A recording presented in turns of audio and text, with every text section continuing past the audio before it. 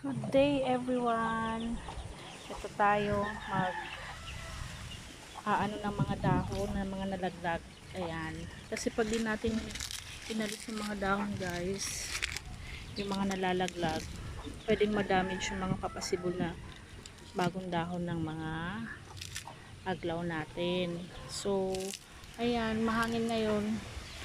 Kaya mas madaming nalalaglag na mga dahon to. Oops. Tandahan lang. Kasi kapag di kasi natin naalis to, ayan, pwedeng ma-damage nga. Ay, nalaglag pa. Ayan yung mga papasibol guys. Ito sinasabi ko. Yan.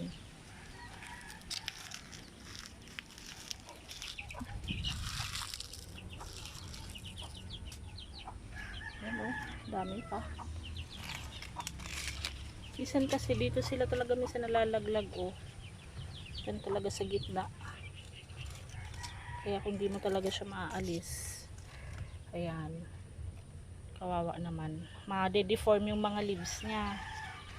Ito may propagation ako dito. Kaso di ko alam kung ano to. Sobrang basa nga guys ng ano niya Pating mix niya. Umulan kasi nung nakaraan. Pero sige, kapag mayan palitan na lang. Ito, ang dami Ito si Doña Carmen, nagmamaganda lagi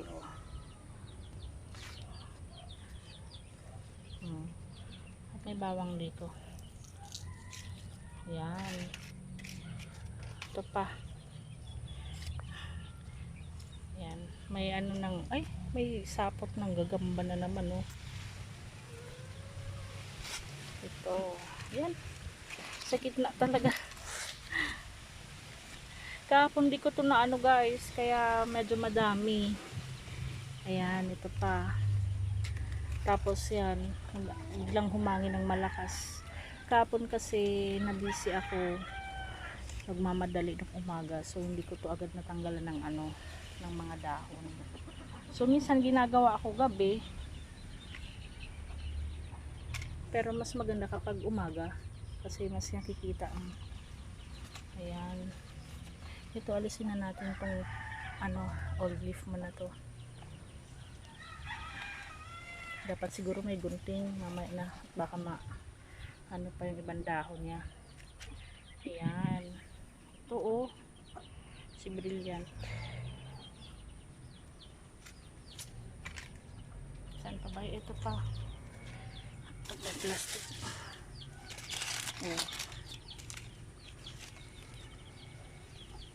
Yan, ang dami guys. Mamaya after isang oras madami na naman naglaglagan ng mga dahon dito. Ayan. Diba guys, ang ganda-ganda nila. See? Tapos kapag ganito na yung itsura niya, iniikot ko siya guys. Yan. Kasi para maging pantay yung niya, yung pagtubo niya. Kasi hinahanap nila kasi yung sunlight. Kaya parang minsan tingnan nyo guys.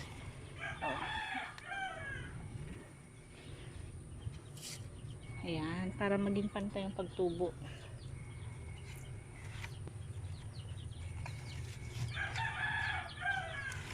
Ito nga pala see?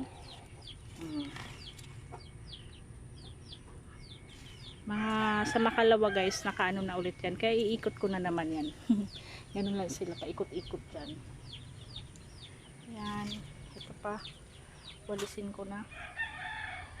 Kaya yan may mga space dyan guys. Kasi yung mga bago kong yung na-upload ko ng mga aglonema na si Geely, Red Apple, saka Super White. Dito ko sana ilalagay sila sa singit-singit na to. Para hindi sila gaanong sa sun exposure. Parang may nasa lilim pa din sila. Kasi doon sa nilalagyan ko guys, ng kapag gabi, yung palaka, parang binabahayan siya dito, kinukut-kut niya. So buti hindi naputol yung ano ko, yung super white. Pakita ko mamaya sa inyo guys. Ay i-upload ko na lang pala yun. Nakakainis nga eh. Kaya dapat talaga naka-elevate sila oh. Kaya dito ko sila ilalagay. Kaso dapat lagi ko din monitor kasi lalo't biglang tag-ulan, baka sila ng uod. Ang ganda-ganda pa naman ng mga dahon nila guys. Wala pang mga damage. Kung may damage man, hindi gaan kaano. Kasi pag nauud yun, tapos di mo agad napansin, ubos. Ayan. So, dito na muna guys magtatapos yung aking vlog ngayong araw. Ito, kahit paano may nakakakuha sila ng kaunting sunlight. Okay na yun sa kanila. Ayan. O, diba? Yan, si Big Roy. Napapansin ko guys, kapag ako, niripat ko kasi to 3 weeks ago na. Kasi naging, siya, naging leggy siya. Tapos, binawasan ko yung roots niya. Tapos, syempre, propagate natin para mapadami natin. Ayan, na-stress din siya. So, maliit na dahon yung nilabas niya. Ayan. At least na tuwa ako na kahit paano siya agad. May sumibol na bagong dahon niya. Ayan. Kasi unti lang yung ugat niya guys eh. Yung natira siguro kaya akala ko nga baka biglang tumamlay. Hindi naman. Tumamlay yung isa kasi talagang tinapkat ko yung niya. Dalawa na lang kasi yung Big Roy ko. Tapos nag-propagate ako, sana maging successful kasi yung propagation ko dati ng Big Roy hindi lumaki guys. Bakit kaya ganun? Parang kasi hindi talaga siya malaki, ang payat-payat, tapos steady lang yung dahon niya, ganun lang. Hindi ko man lagi ko naman dati nilalagyan siya ng fertilizer pero tinigilan ko muna. Ako bahala siya. Ayaw niyang so ito na muna. May mga ganun talaga parang pero feeling ko mga ilang lalaki din yan kapag siguro nagustuhan niya na yung potting mix niya, yung tamang sunlight. Ayun, sige, tingnan natin kung ano maging resulta. So ito, pinakita ko sa inyo guys. Bye bye muna, thank you for watching.